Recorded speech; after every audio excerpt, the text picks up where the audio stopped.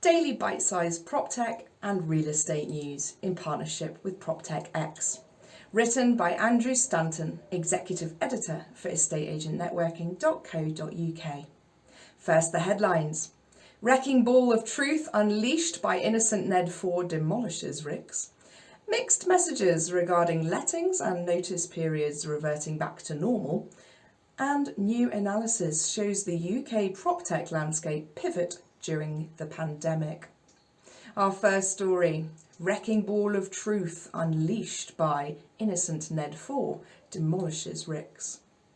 Virtually attending the RICS official press conference last Friday, and despite QC Alison Levitt's best efforts to save the blushes of RICS, Andrew writes that he was left feeling that some really bad things have been going on behind closed doors for a protracted period of time. The official thrust of Levitt's detailed report was that no one was to blame, and there were two kingdoms inside RICS' body that thwarted transparency. Also, there was a culture of circumventing unpleasant truths by either withholding key information or applying legal pressure on parties to keep quiet. Andrew writes that he's been struck that if no one was to blame, why are the innocent Ned 4, Bruce McAra, Simon Hardwick, Steve Williams and Amarjit Akhtar to receive two apologies from RICS, a private one and a public one, and to have all their legal fees reimbursed. I apologise if I've pronounced any four of those names incorrectly. And if no one was to blame, why did Sean Tompkins, Paul Marcuse, Kath Fontana and Chris Brooke quit RICS at the very moment the Levitt report was about to see the light of day? Why did Violetta Parillo resign at a moment's notice back in June? Andrew writes he was also struck by Nick McLean's comment that RICS, moving forward, was going to be the gold standard of governance, and that outsourcing the whistleblowing functionality of the listed company would solve things. Andrew writes that he was astonished that Sean Tompkins is just going to walk with all the CEO benefits attributed to someone who resigns their position, despite being identified as the person who was ruling RICS like his personal kingdom, sitting on a huge problem until a solution turned up out of the ether.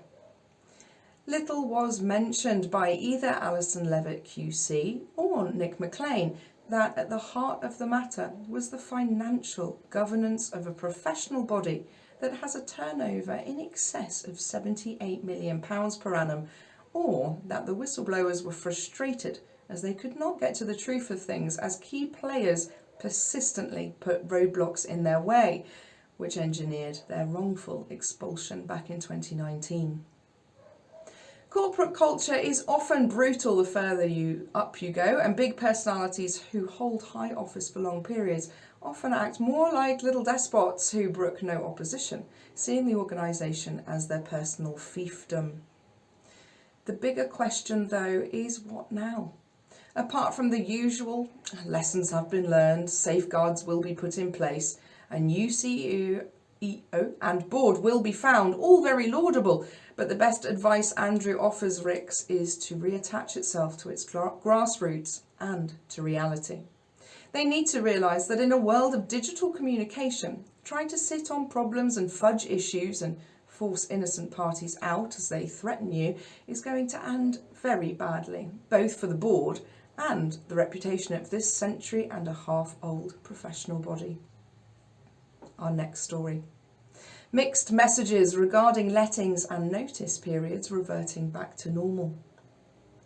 In what is seen as good news by many, as of the 1st of October 2021, the normal notice timescales or notice periods which a company serving a Section 8 or Section 21 will apply. So everything will go back to how it was pre-pandemic and prior to the Coronavirus Act 2020, which pushed out notice periods to half a year. Worryingly, though, the government website says that it will keep the power to change things back to a pandemic-type footing and lengthen periods of notice if the public health situation changes, citing the 25th of March 2022 as the latest date that it has powers to do so. Are we to read into this that the cat and mouse game of being able to give notice to tenants will be starting up again in October in earnest? To start proceedings in September could mean a slower resolution to disputes. But at any moment the hammer may come down again, as perhaps the government is sensing the need for an autumn lockdown or circuit breaker.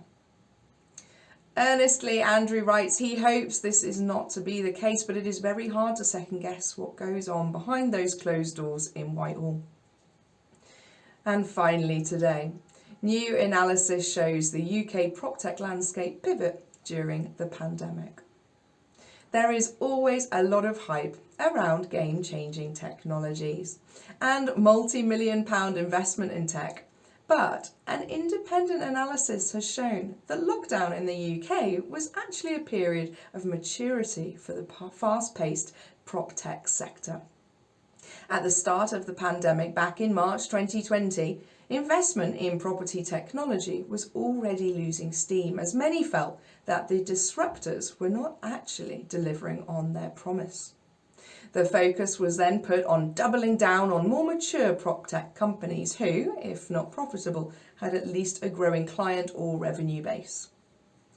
By mid to late 2020, though, there was a change. Technology companies began to pivot, with everyone talking about changing their approach.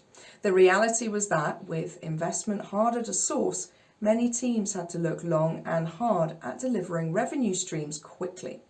This meant less fluffy conjecture and more commercial applications coming to the fore. Now, as the whole country realised that lockdown was not a passing phase, this new study states that technologies such as virtual reality and even augmented reality, as well as video conferencing, became mainstream as real estate grappled with its new business model.